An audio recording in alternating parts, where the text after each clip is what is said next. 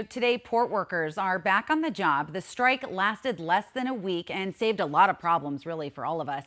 The International Longshoremen's Association and the U.S. Maritime Alliance reached a tentative deal that will last for about 3 months, but of course ends shortly after the holidays. At one point, there was concern that an extended strike would have major economic impacts moving forward. So joining me now in studio is Dale Rogers, professor at the Business at Supply Chain Management over at Arizona State University. Thank you for being with us this afternoon. Nice to be with you. Yes. So Dale, you've been doing this 30 years.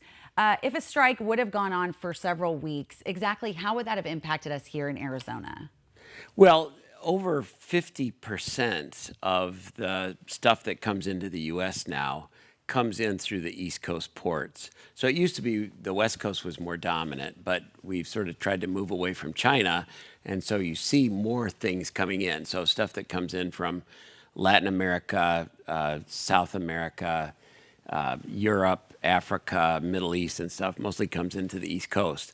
So after about a month, it would have impacted us. And thankfully, it was such a short period of time that strike was happening. But, the two sides, of course, are now going to be negotiating over the next few months following this 3-month tentative deals, with a big part of that conversation centering around automation. There's pushback on the technology component of this industry. So how are we going to see that conversation go, do you think? Well, so most of the ports, like in China and in Europe, are very highly automated. And the dock workers, if that happens here in the U.S., there'll be several people that lose really high-paying jobs. And so they're trying to roll back the clock and stop like the automated cranes and the automated trucks that sort of go around like in Rotterdam and so on. And so they're trying to stop that. And we talk specifically about the West Coast versus East Coast. So California already has some of those cranes being used by computers versus people,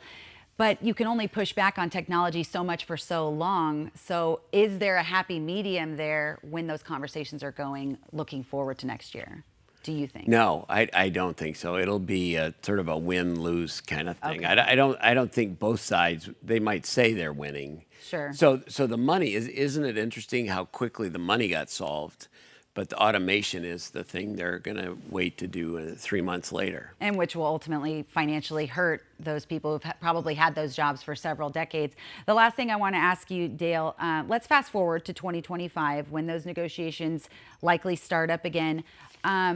Are we going to find ourselves panic buying the way that we saw just in the last 72 hours, people being worried about those imports, 50% of them? I don't think so. The U.S. supply chain managers are great at shifting. For example, Target stores, it's different than a pandemic. You've known for 5 years that September 30th was going to be the last day of the contract. So like Target stores shifted just recently 2,500 containers to the West Coast. Now you can't put everything on the West Coast because you don't have enough capacity, but this is a record year. They're up over 40% on the West Coast, a lot because of planning for a long strike. Okay, so we're going to have you back in 2025 to make sure that we're keeping tabs on this. Thank you so much, Dale, for being here with us this afternoon.